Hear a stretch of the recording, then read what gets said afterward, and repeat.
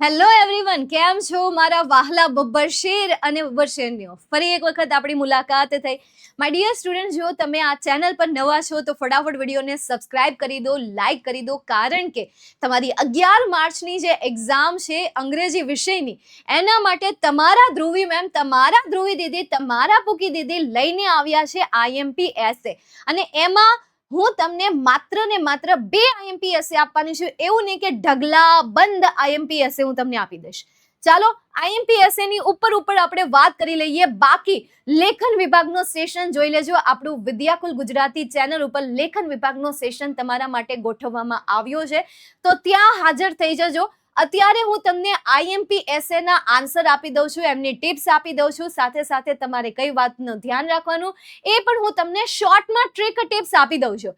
બાકી ડિટેલ્સ, એને યાદ કઈ રીતે રાખવું, એને પાકો કઈ રીતે, મતલબ બે એક જ થયું, યાદ કઈ રીતે રાખવો, સ્પેલિંગ મિસ્ટેકને કઈ રીતે ઇગ્નોર કરવી, આજે વગેરે વગેરે જે તમારા સવાલો છે એ સવાલો આપણી વિદ્યાકુલ ગુજરાતી મેઇન ચેનલમાં લેખન વિભાગના સેશનમાં છે. બરાબર, ચાલો જોઈએ. હવે આપણે શરૂઆત કરીએ.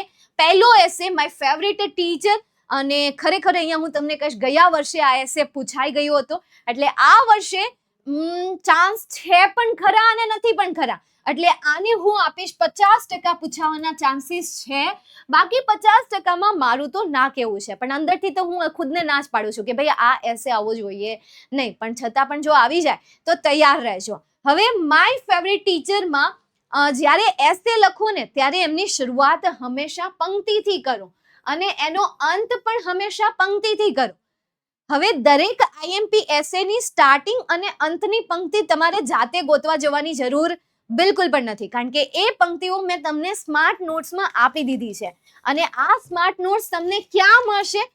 તો કે આપણો જે આ વિડીયો છે એ વિડીયોની નીચે તમને એક વોટ્સઅપ ચેનલની લિંક આપેલી છે, નંબર નહીં, નીચે તમને વોટ્સઅપ ચેનલની લિંક આપેલી છે. એ લિંકમાં તમને આની પીડીએફ ફાઇલ મળી જશે.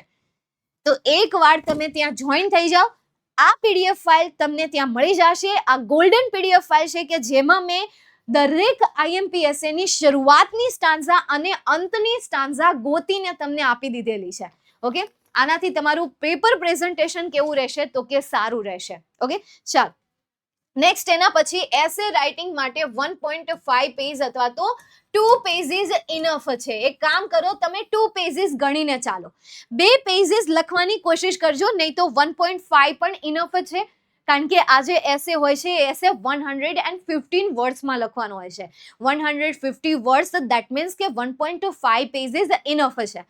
છતાં હું તમને હજી પણ અહીંયા વોર્નિંગ આપીશ કે 2 પેજ લખવાની તૈયારી રાખજો. એસેને યાદ રાખવાની ટિપ્સ હું તમને વિદ્યાકુલ ગુજરાતી આપણી જે મેઇન ચેનલ છે એ ચેનલમાં હું તમને લેક્ચરમાં તમને જોવા મળી જશે. એટલે એકવાર તમે એ જોઈ જરૂરથી લેજો. એવું લાગે તો નોટિફિકેશન ઓન રાખજો.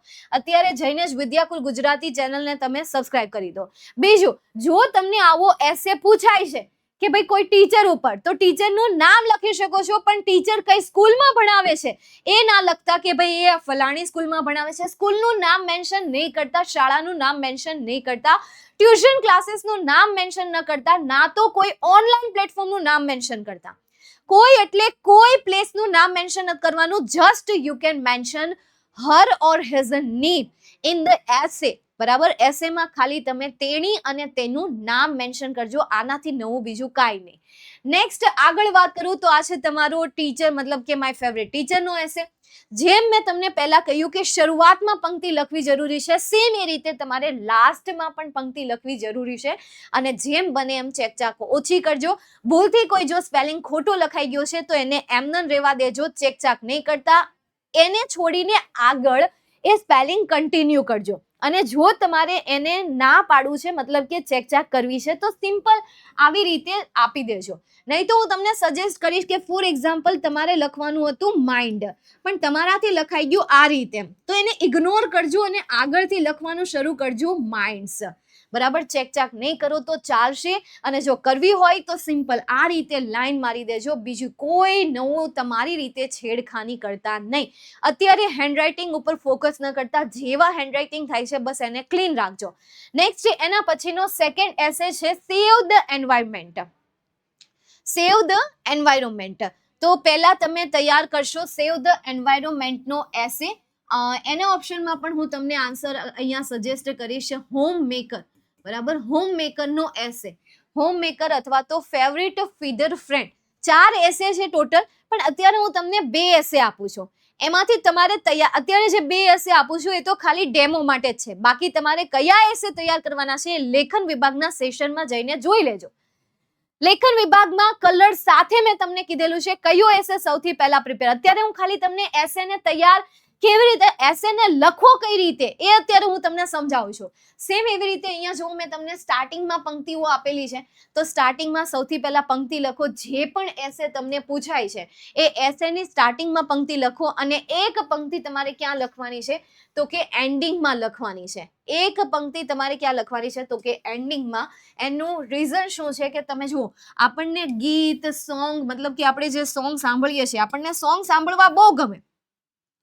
કદાચ એમ કહું કે ચાલો હું તમને આજે શાયરી કહું તો તમને શાયરી સાંભળવી ગમે. કદાચ હું એમ કહું કે ચલો આજે હું તમને જોક્સ કહું તો તમને જોક્સ સાંભળવા ગમે. મતલબ કે આ હ્યુમન નેચર છે, હ્યુમન બીઇંગ્સનું એક નેચર છે કે ભાઈ એને શાયરી, સોંગ, સ્ટાન્ઝા, પંક્તિ આ બધું જે છે એને વધારે ગમે. તો જ્યારે તમે આવી વસ્તુ એસેમાં એડ કરો છો ત્યારે એ પેપર ચેકરના માઇન્ડમાં એક પોઝિટિવ વાઇબ્સ ઊભી કરે છે. તો એસે લખો ત્યારે કમ્પલસરી એક એસેમાં 2 પંક્તિઓ લખવી. એ તમે કોઈ પણ ભાષામાં લખી શકો છો. બાકી કઈ પંક્તિઓ લખવી એના માટે લેખન વિભાગનો સેશન છે જ. ઠીક છે, ચાલો અહીંયા સુધી રાખીએ, મળીએ નેક્સ્ટ સેશનમાં. ત્યાં સુધી bye, take care, see you soon. હજી આપણી પાસે જે આ રજાના દિવસો છે ત્યાં એ રજાના દિવસોમાં આપણે જબરદસ્ત તૈયારી કરવાના છીએ. ક્યાં તો કે વિદ્યાકુલ ગુજરાતી ચેનલ પર આવી જાવ ત્યાં તૈયારી કરવા માટે. બાય.